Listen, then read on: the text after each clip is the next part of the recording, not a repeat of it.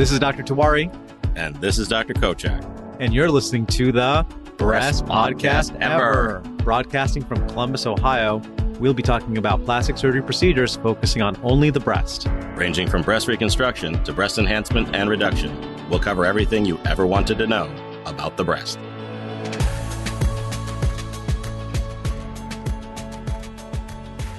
Hello, everybody. Welcome back to the Best Podcast Ever. I'm Dr. Tawari. And I'm Dr. Kochak. We are once again very excited because we've just been rounding up amazing guests so far. And today we've actually got someone we know really well. We've known her for many years, and she specializes in something that is very important to our work. She actually specializes in doing nipple areolar complex tattoos. So this is Chrissy Siegel. So hi, Chrissy. Hey, Chrissy. Hi, everybody. And Chrissy is with Living Story Tattoo. Isn't that the name of your company? Yes, that's right. Awesome. Well, Chrissy, welcome to the Best Podcast Ever. Well, thank you for having me. Well, we're excited to have you. Obviously, we've known you for eons. We've known Chrissy for many, many years. Geez, I've known you since I was a little baby resident, right? Running around in my little resident diapers, and you were taking care of me back in training years and years ago. So Chrissy has a very interesting, I think, path to where she is today. And I think, I'd love to hear you talk about that. But first of all, give us a little idea what you do, because I think for someone just tuning in and they see the title of this, nipple tattoos, that not everybody knows what that's about. So tell us a little bit about that whole gig. It's a little bit of a strange concept, especially if people don't understand. A lot of times with breast reconstructions from the mastectomy, women will lose the nipple. A lot of people just don't know that. Or maybe if they have a nipple sparing mastectomy, maybe the nipple doesn't all the way survive through the procedure. So it has to have some color restored back into the area. But most of my work is done post mastectomy. And in the absence of the nipple, I'm trying to do a portrait tattoo, but it's not of a face. It's of a realistic portrait of the nipple. So it makes the breast look natural again. Yeah, I think it's, really interesting how a lot of patients don't even know that this is an option for them. I think everybody is wondering, well, what happens to the nipple? And I don't think they even can imagine that tattooing is an option.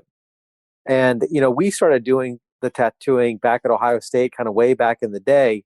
And what you do now is like a million times better than what we did then. So how has tattooing changed?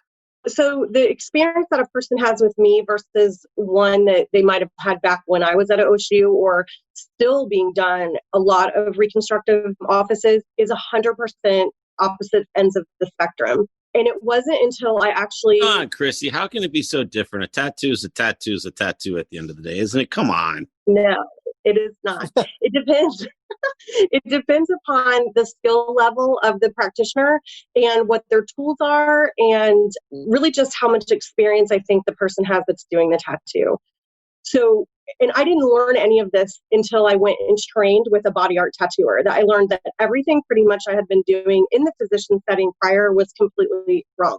From the machine that we used, it's a permanent makeup machine. It's a very small, tiny little low-powered rotary type of motor, but it's like a pen, and you put a cartridge on the end that has a little tiny needle, and it's meant for permanent makeup. So these small needles are great for linear strokes like eyeliner or maybe eyebrows, but it's not a good tool to use for big surface areas. It's circular. So when you try to go over a big surface area with a little tiny needle, you end up just macerating the tissue, causing a big inflammatory response, making a lot of scar. So it's kind of like the difference between using like a roller to paint a wall versus using an artist's set of brushes to paint a painting. 100%. Absolutely. That's a good way to look at it. That's a very good analogy.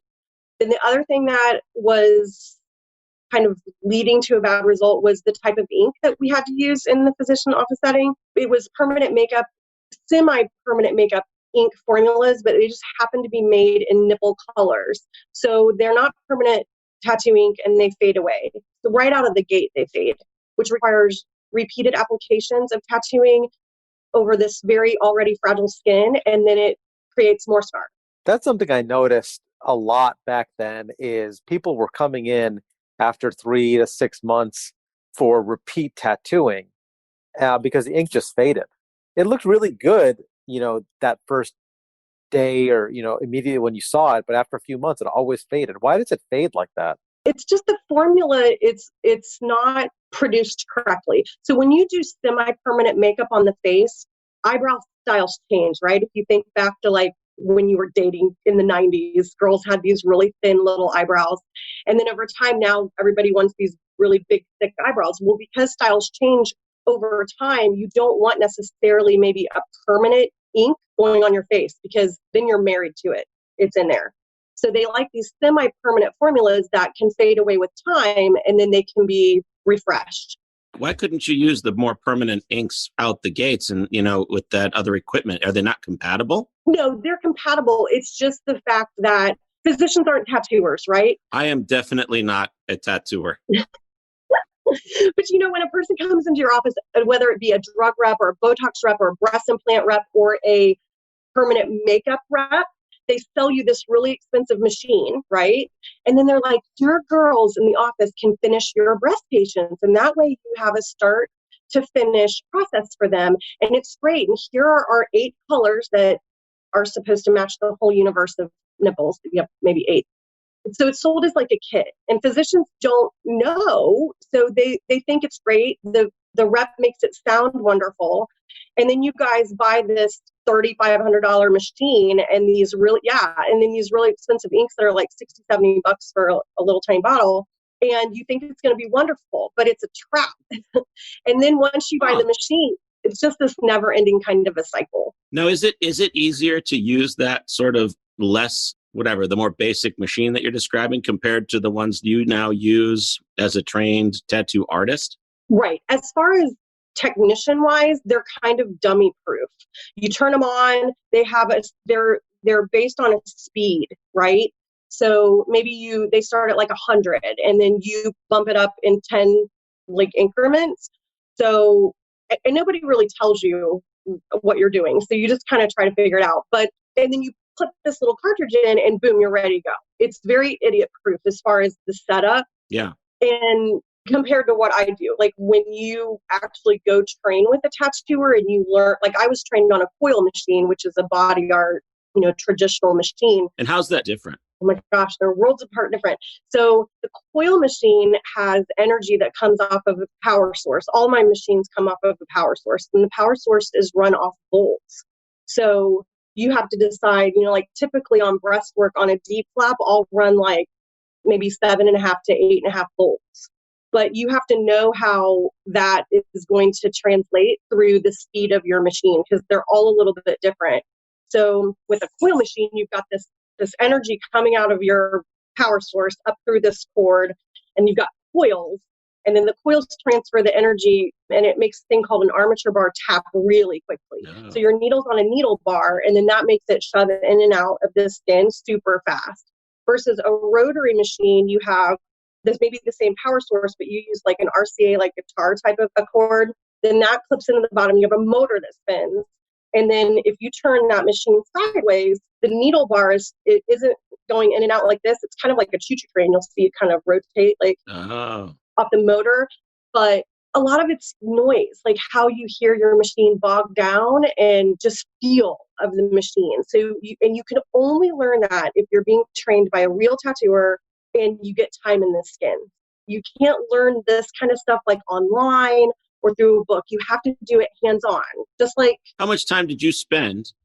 So let's rewind. You were a nurse. Yes. And you were doing these tattoos in a plastic surgery practice. But even before that, I mean, you were an ICU nurse. You were taking care of burn patients early in your career. I mean, you were really in the thick of kind of critical nursing. Yeah. Even before plastic surgery. I did burns and trauma for the first 4 years that I was a nurse. And then I went to neonatal ICU for 4 years, which I loved. And then I went to oncology and I worked on, it was kind of a strange unit. The James was split. It was like ENT, head and neck oncology. And then the other part of the unit was gynecological cancer. So I like to float a lot around to different floors. And I figured out real quickly which ones I didn't necessarily like. But I floated to the breast floor and I took care of breast patients and I loved it. And when the docs would come around in the morning and round before they went to the OR, they were so nice about their patients. They genuinely seemed to care. Like, oh my gosh, how did my lady do over the night? Hold on a second. Hold on a second. So the plastic surgeons were really nice? Is that what I'm hearing you say? Yeah, compared to, the ENT guys or the T-surge guys, you guys were beautiful. Go figure. Those plastic surgeons. Plastic surgeons. They really were. And honestly, it left a huge impression on me when guys would come around and, check on your ladies and you just genuinely cared versus, doctor talk, out of the way, nurse, doctor talk, more doctor talk. It just was a different feel. Like I felt like you're more doctor talk. I love it. So then you ended up in plastic surgery, and that's when you started doing kind of these basic tattoos, right? In the offices. Yes. But somewhere along the way, you decided that you were going to completely leave that setting and then go work with people in smoky tattoo parlors to learn how to do tattoos. How did that work? Tattoo parlors are awesome. They're my people. Yeah. So I was not super excited to make the jump just because when you're in a setting where it's comfortable, I carried our health insurance. I knew I was pretty proficient at my job. It was a steady income. I had a retirement. So those were things that kind of made it scary to actually jump ship and leave all of that. But I'm so glad I did. Dr. Tawari, I remember, was in like the nursing station area at OSU, and he actually emailed Vinnie Myers. Do you remember that, Pankaj? Yeah, of course. Yeah. So let people know who Vinnie Myers is, because you're our Vinnie Myers, but people may have heard of Vinnie Myers. He kind of, has his own interesting approach. Yeah. So he's a body art tattooer by trade and has been for a very long time. And he kind of started this true nipple tattooing phenomenon. And he may have not been the first body art tattooer to actually do this service for people, but he has a really good PR team and he really kind of got a lot of press and national attention to himself. And I remember you showed me a picture. You were like, this is a nipple tattoo. And I'm like, that is not a tattoo. No way. Yeah.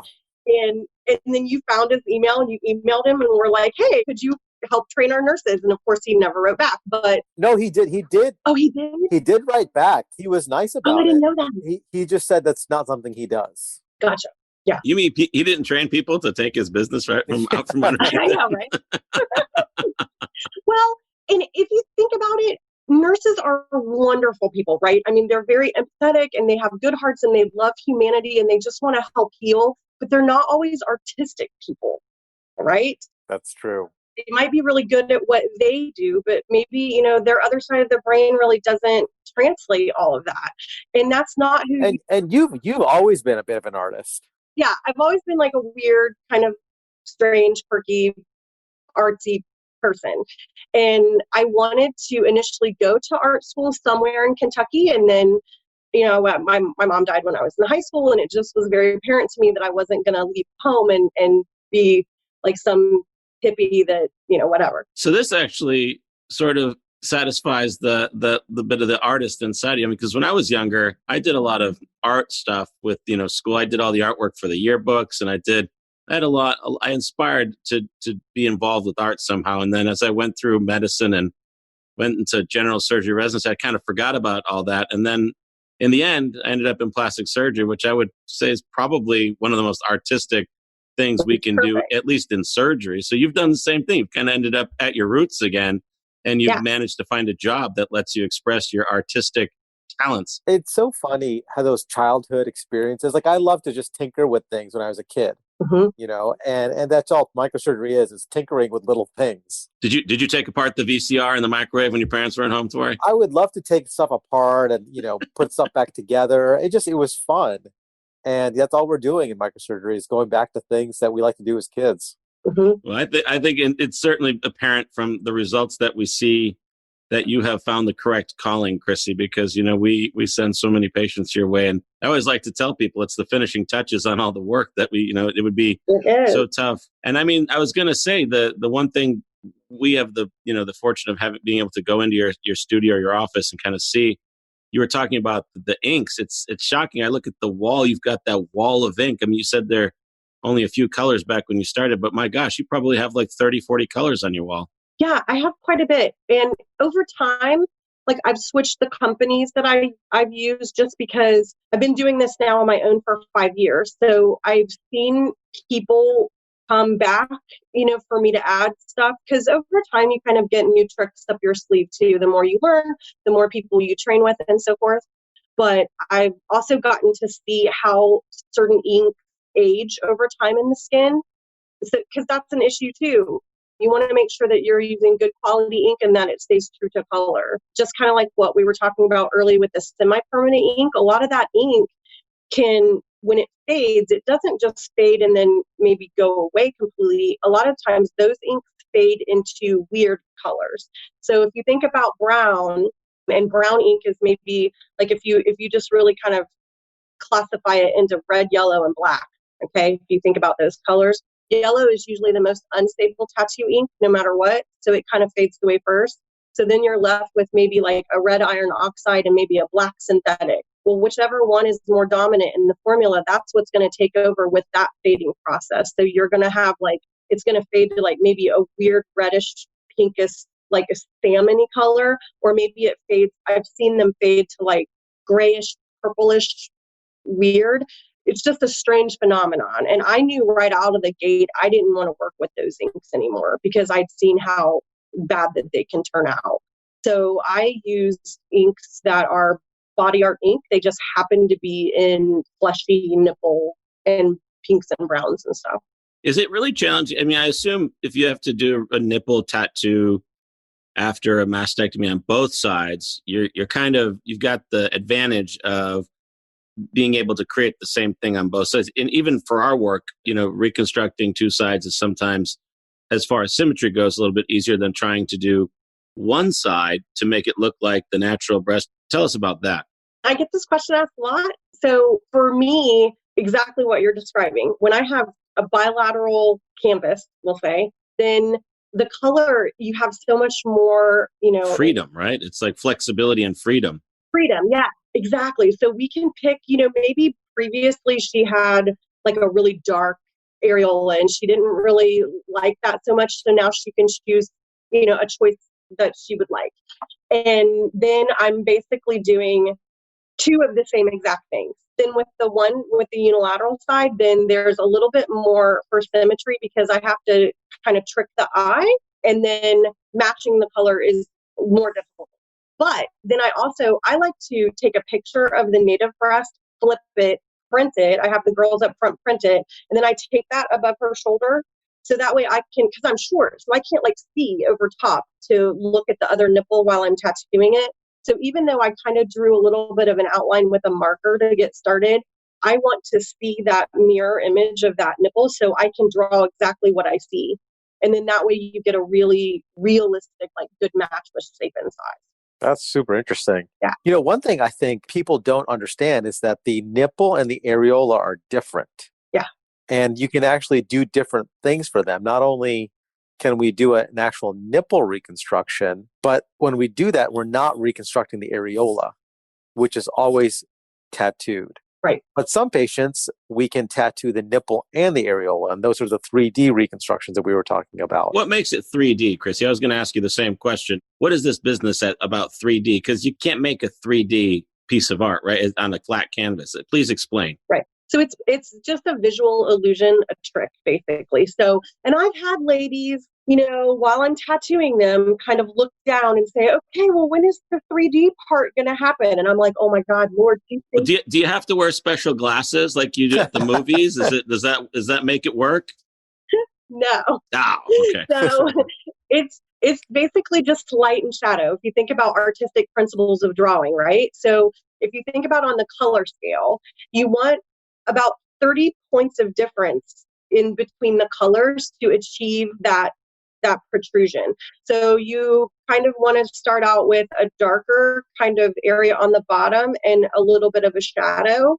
And then I build the nipple up into sections and then highlight on the top. So it appears like it's sticking out, but then when you turn to the side or you rub your finger on it, it's completely flat still.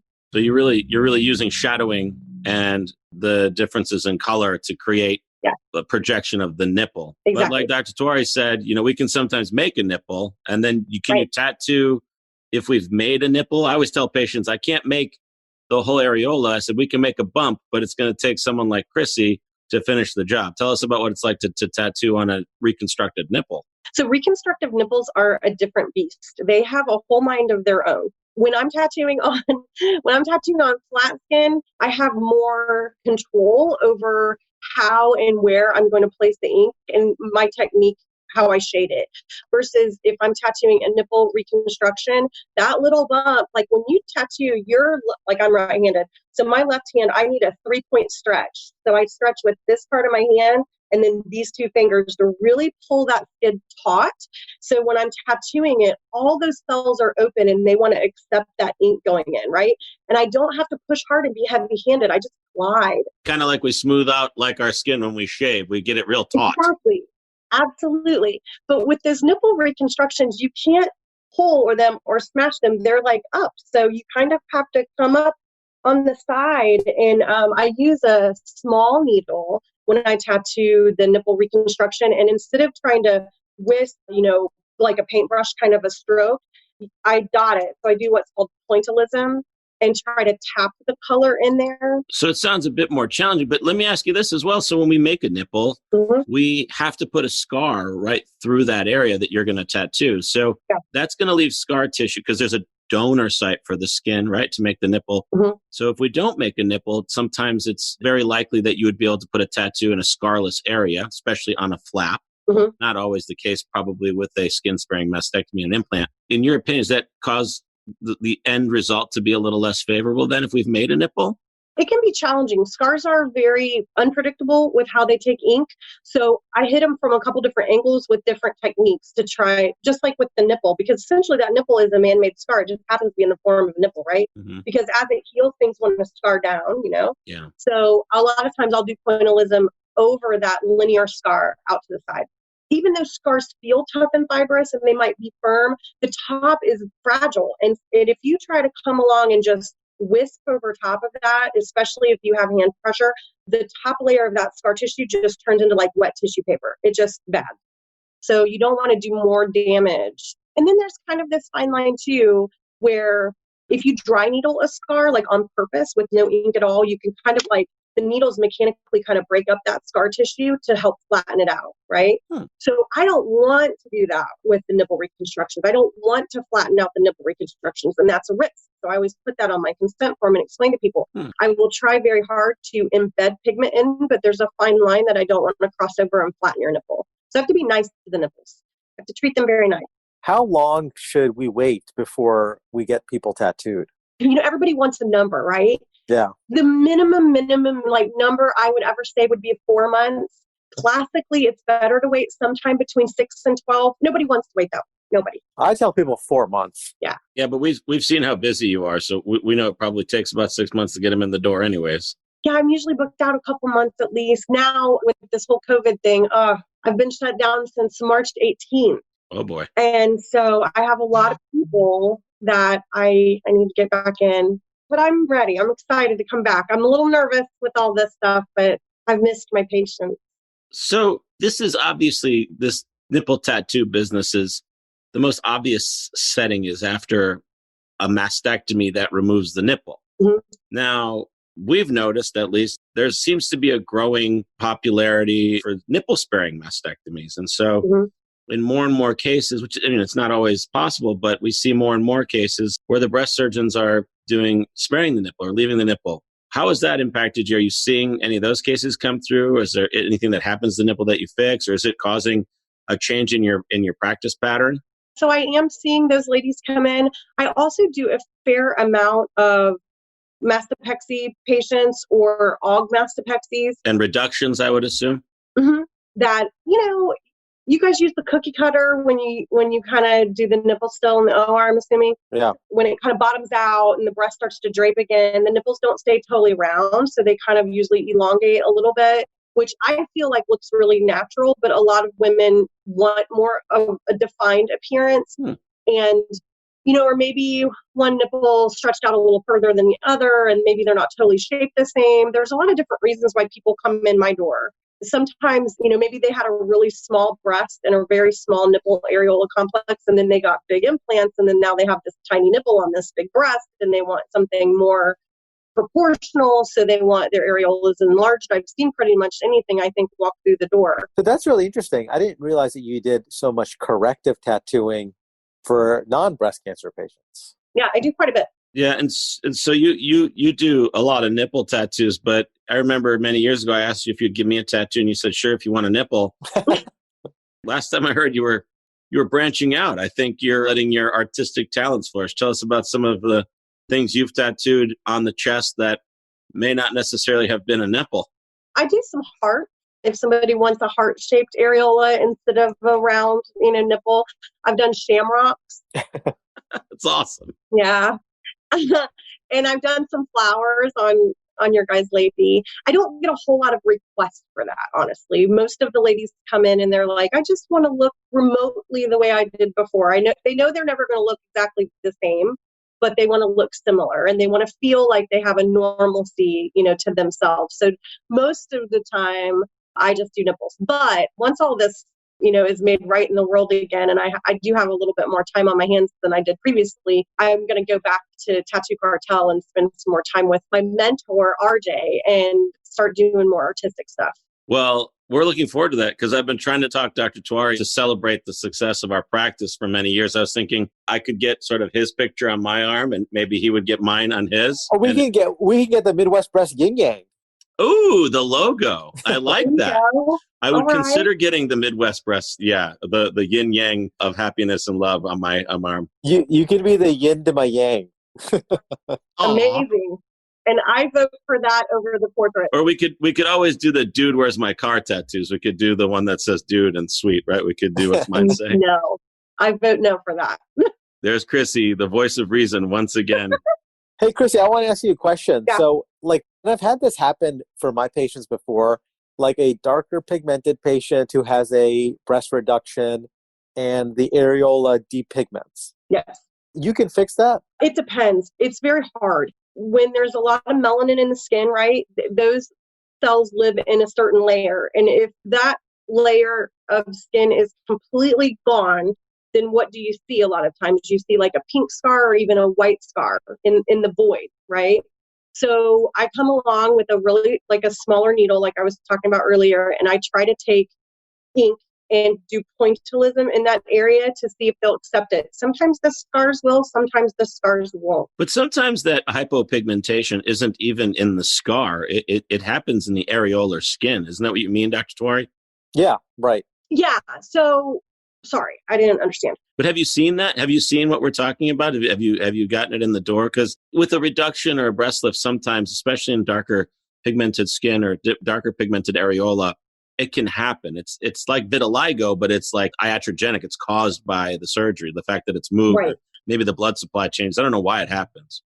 I've seen that a lot in even Caucasian ladies that have maybe a brown nipple. Darker, yeah. And then mostly I've seen it after an augmastopexy. So I don't know if there's something going on with blood supply issues or whatever, but there's not really a scar, but there is a void of pigment. Is the tattooing pretty effective in that setting, or is it? It is. It is. Sometimes there's areas that I have to go over a couple different times. I spread the sessions out, but I have had good success with that. But again, I just do pointillism. So a couple things. When I tattoo on flat skin after mastectomy. What's this word you keep using? What is this? Is it cubism? Is it something like Picasso? What's going on? Tell me about it. It's like peppering. So you take your needle and you tap the ink in instead of trying to. You're calling it pointillism? Yeah. All right. Like a point. That's a neat word. I'm going to use that one later on today in like some context. Stippling. Yes, stipple. You stipple. Okay. Stippling. Okay. Because areola tissue, it's erectile and it's got grooves and valleys and stuff. So you can't just come along and tattoo it like you would flat skin. You'll tear it up. You'll make a scar. So you have to kind of dot that in. And I use my ink full strength on areolas versus if I'm tattooing a 3D nipple on flat skin, if I'm trying to recreate it, I dilute my ink about maybe 30-40%.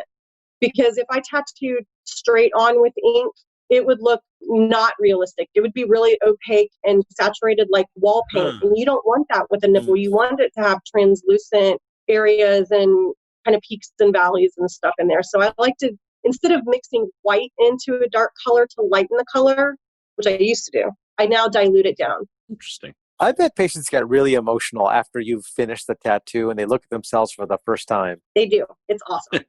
Yeah. Because, you know, a lot of women, when they come in, well, I talk to them on the phone first. I usually just do a little chit chat, answer questions. And then I hear these same words kind of over and over again. So a lot of times I'll hear, you know, I'm disfigured, or I don't like the way I look, or I have all these scars and this and that. And I had one lady tell me she looked like Frankenstein. And then, of course, when they come in the room to me and I look at them, I'm like, oh my gosh, this is not at all what I expected. I think you look beautiful. So it's just a perception, right? And it's very hard for, me to put myself in their shoes because I've not had a mastectomy. But to hear somebody say, I feel like I'm broken, or I feel like I'm not beautiful. And after that, they get up and they look in the mirror and they've got all these happy tears and they're crying. They're like, oh my God, I feel so beautiful. That's awesome. Like, you can't bottle that. That's great. One of the very interesting things, I think you probably see a lot of different results and outcomes. You see patients from all over the place, from all different walks of life. But, you've sent one of my own patients back to me because you just didn't think it was good enough. And you convinced the patient that we could make it better, which we did with the patient, after they it's fantastic. I mean, but you've also done it from many other cases, and we find that to be very interesting. I mean, how do you manage that situation? That's got to be a tough one.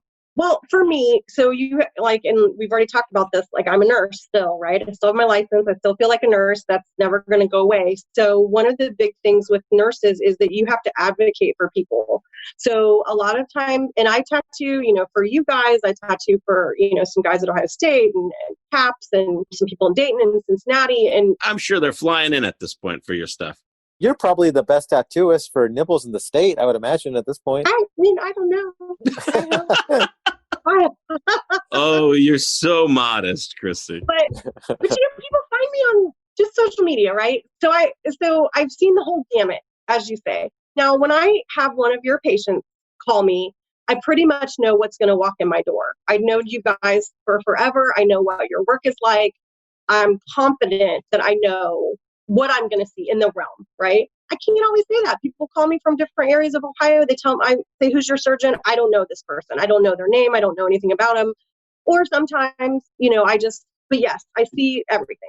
So a lot of times when ladies come in, they'll have horrible reconstructions. That's got to be a tough conversation. I mean, that's a tough one.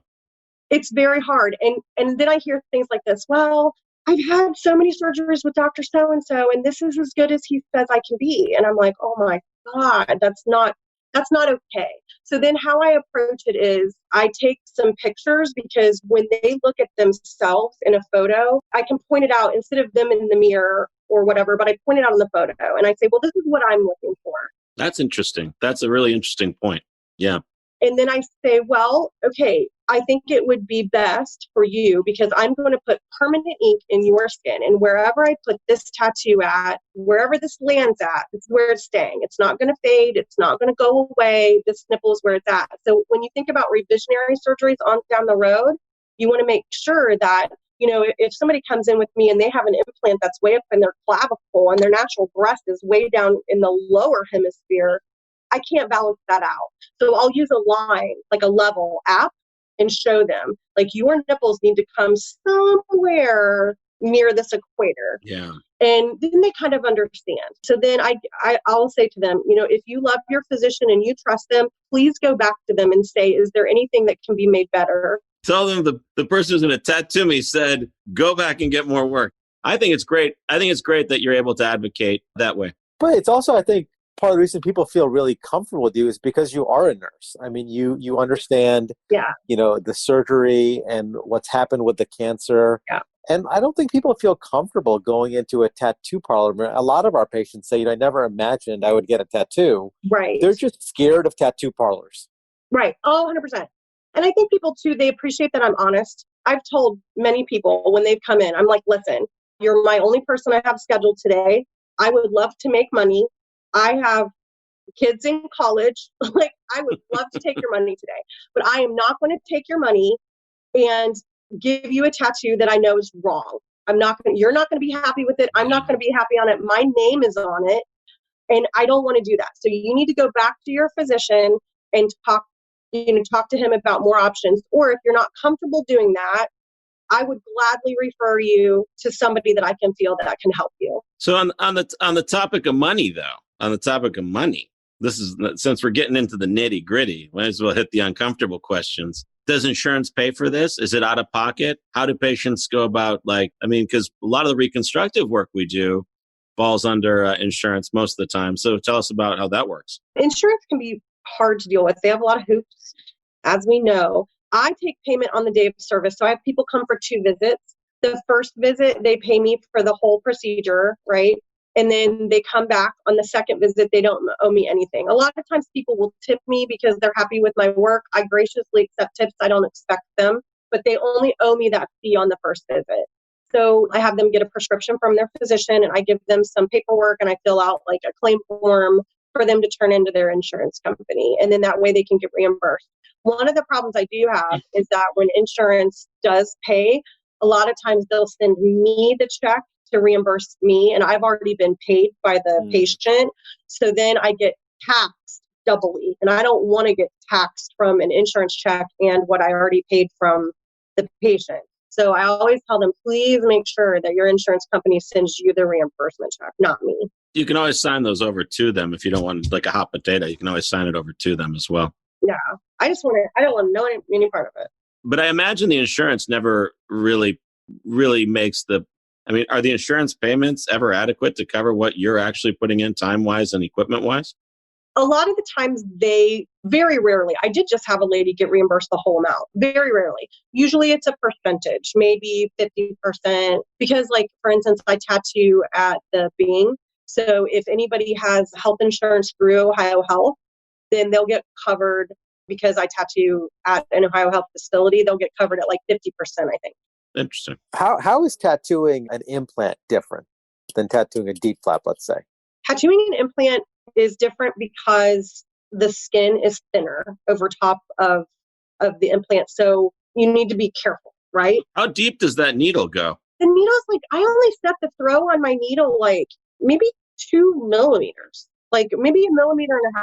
Because now, we're not putting those implants under a muscle. We're putting them smack dab under the skin there. So wow, that's a really good point.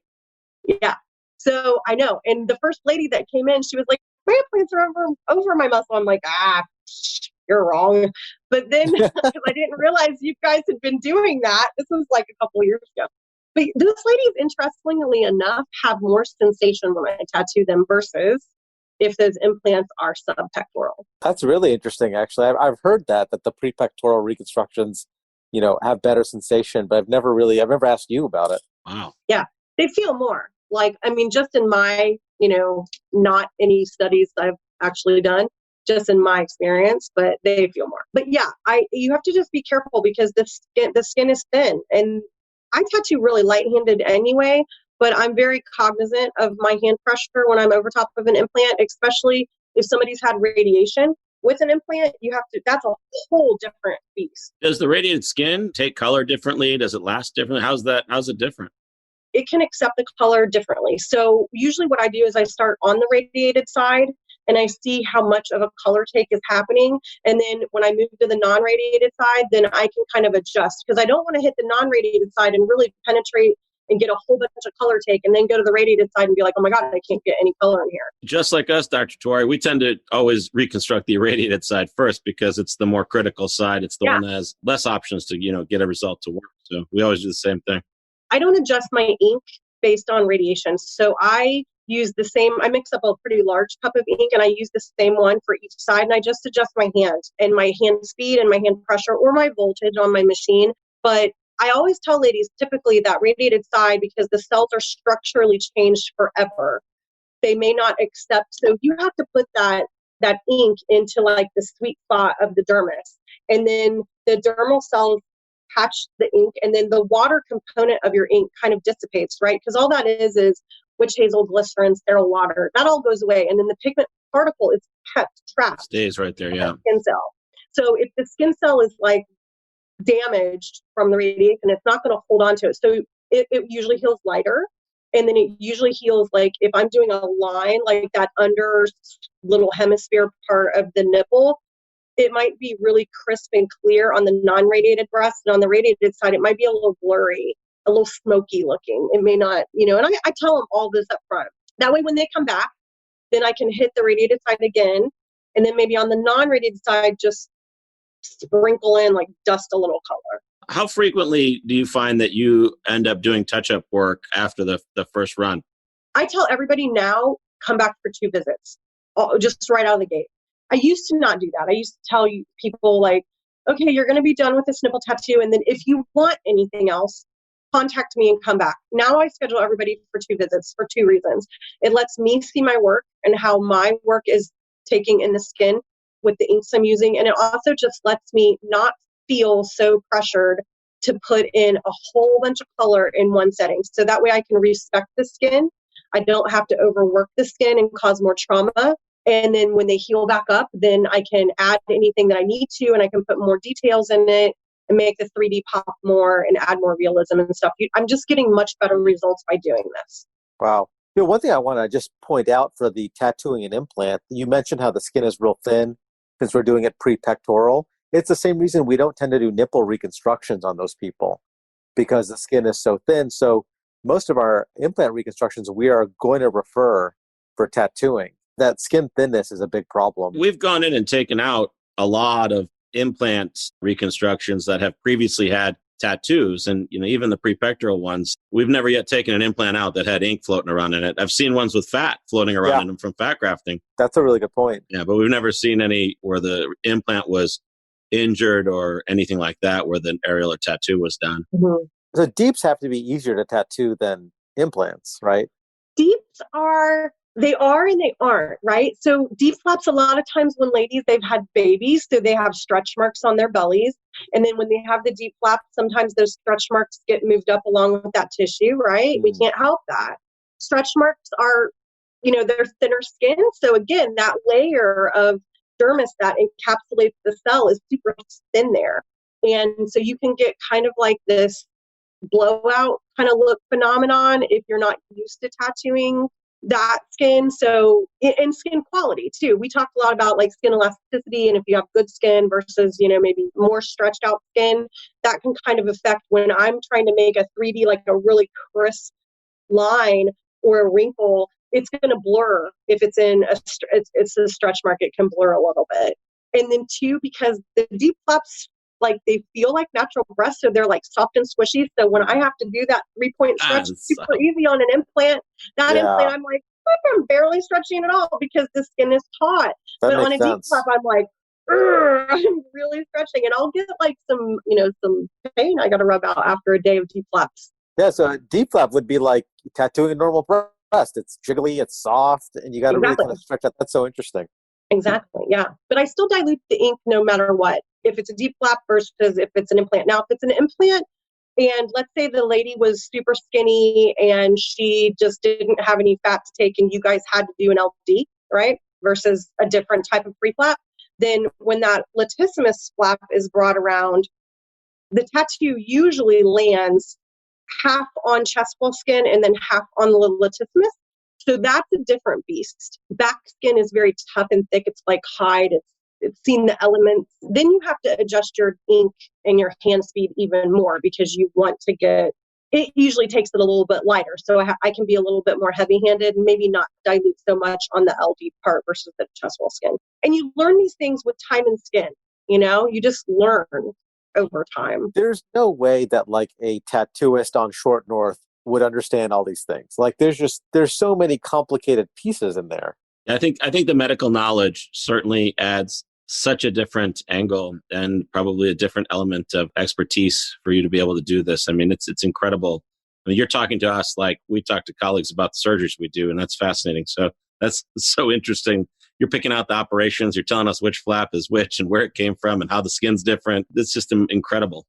And I love that, because I think all my years that I spent, like I've watched you in the OR, I've watched Dr. Twari in the OR, like I've seen deep flaps done. I've held my breath waiting for the clamps to come off and no blood to fill the screen and everybody get excited. And, I'm so thankful that I had that background before I ever touched a breast with a tattoo machine. Because, and now there are tattooers like Vinnie Myers and these guys who are great tattooers, and they help the breast community and they do wonderful work, and they really have taken time to learn from physicians. They have gone and sought out education from physicians and to really learn about the flaps and stuff. I'm just so thankful that I have a nursing background and I've been able to be trained. Like you said, I changed your diapers. I think that's kind of funny.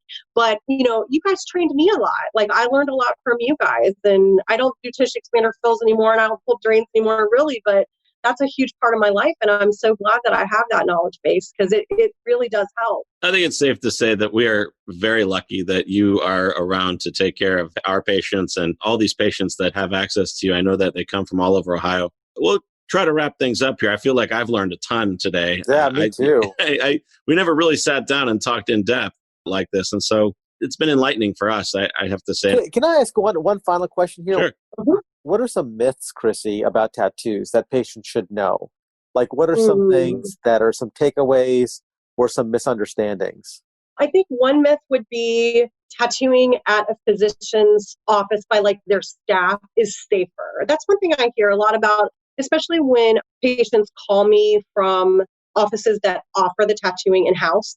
So maybe they've found me online, right? Because they're not being referred to me directly because their doctor or their nurse or somebody does it. And they'll say, well, Dr. So-and-so told me that his tattoos are a lot safer than what you can get in a tattoo shop or something that you might do. Well, no. So they're being told. If I'm not mistaken, your locations are all basically in medical facilities, right? Or offices. You're at the Exactly. Bing. You're in our office. You're in the Bing. Yeah. Right. So I don't tattoo anywhere. Initially, like, we're at Tattoo Cartel, RJ is such a nice human being. He's so kind. And he talked to me about getting a special, like, dedicated room at his place. But I told him, I said, listen, I greatly appreciate that offer. But the truth is, like you said, most of my clients could never see themselves walking into a tattoo shop. They just couldn't see themselves doing it. And these people never wanted to get a tattoo. They feel compelled to get a tattoo because it will complete their breast. But it's not like they're out there wanting whatever body art. So I just think it makes me more comfortable and it makes my clients more comfortable. Now, if you have ladies walk in and they've got like a ton of tattoos, and that's great. And they sit down and they're like, oh yeah, my dude uses that same machine. I'm like, yeah. So it's nice when you can merge those two worlds. But a lot of times the physicians will kind of regurgitate the same information that they've heard from the reps that sell them their equipment, right? Because they don't know any better. Like, you just know what you know. And they'll say, well, these inks are so safe and they're FDA approved. No, they're not. They're Really? tattoo Wow. inks are not FDA approved. That is false. Huh. There's a myth.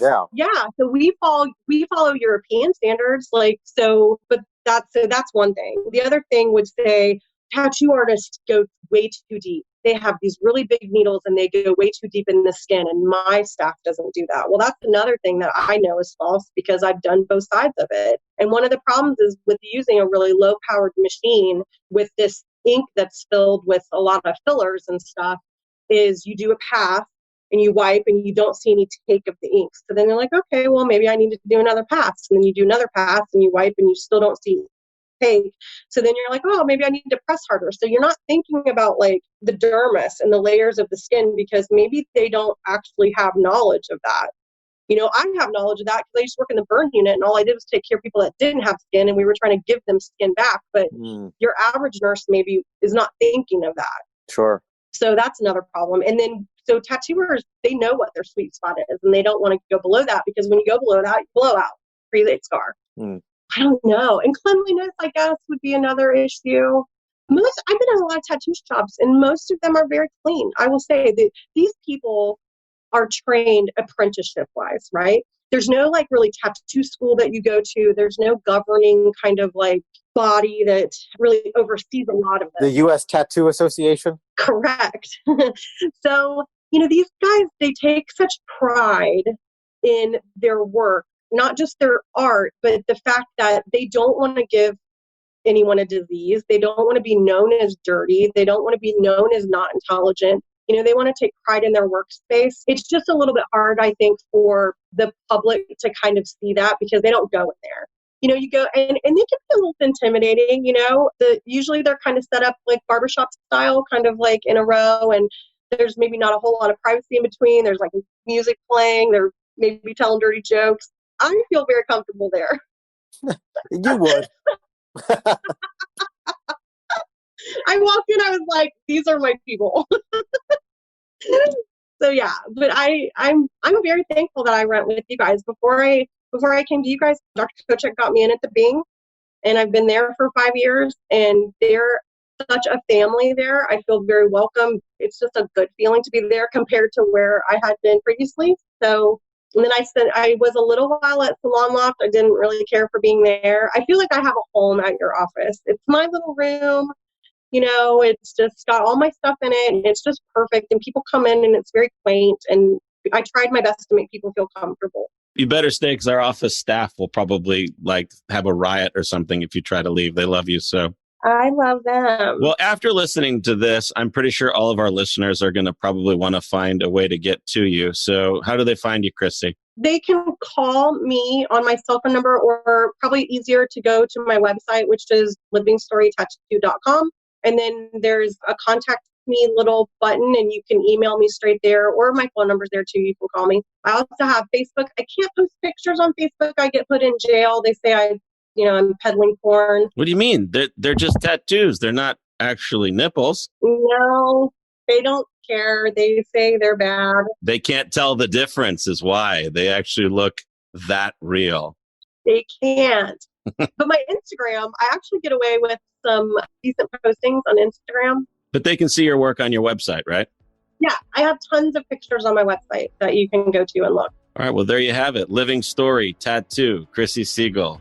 Yeah. Thanks for taking the time, Chrissy. Thanks, Chrissy. Oh, thank you. Thank you guys for having me. I can't wait to get back and see you in person. Oh, it's soon. Thanks for listening. We hope you found this episode helpful. Want more info? Connect with us at mwbreast.com. And go behind the scenes with us on Instagram at MWBreast. Thanks for tuning in. And join us next week.